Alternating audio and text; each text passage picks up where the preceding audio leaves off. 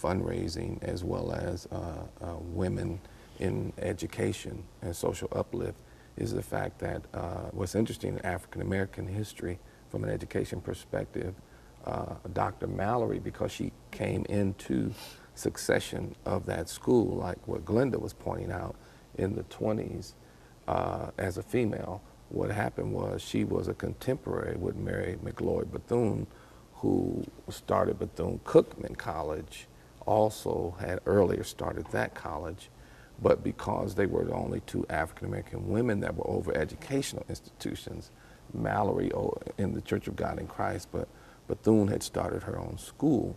So a lot of times, what you were saying there, Glenda, about them going to Roosevelt's, you know, to Washington for the Jubilee Singers, what occurred was because Mary McLeod Bethune had such a political inroads because she was friends with Eleanor Roosevelt.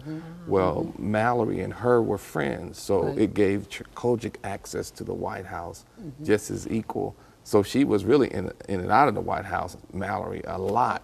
And the Jubilee Singers, because what Bethune did is use the Church of God in Christ singers to help entertain. No, she wasn't. No, she was holiness though, wasn't she? No, she was Baptist, and then later she went Methodist, but she wasn't holiness. But they kind of connected because they were both females, you know, striving in an educational institution, right? From that perspective. Now, what's interesting in history is this, and this is going to lead back to what you all were talking about foreign missions. Now, you mentioned that Dr. Mallory wanted to at first go over to Africa, right? And we know that historically, she really didn't want to necessarily teach in the U.S., but Bishop Mason asked her to come to the Africa in Mississippi.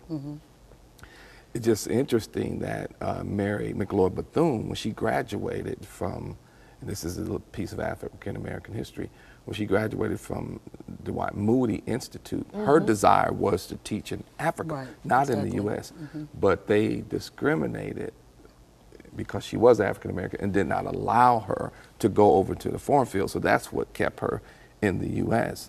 Now, the thing is that another affinity she had for Kojic is because Mother Robinson had started the foreign missions, and she undergirded it. She had this huge foreign missions, women all over the world. She was funding, and Dr. Mallory was a part of this organization. So Bethune loved that well, they're allowing these ladies to go over here, and I was excluded from going over. So that's what helped the friendship too. She just loved that. I even have pictures of Mary McLeod Bethune in our world headquarters, you know, when, I mean, you know, because she was so involved, she loved that empowerment, like you were saying then.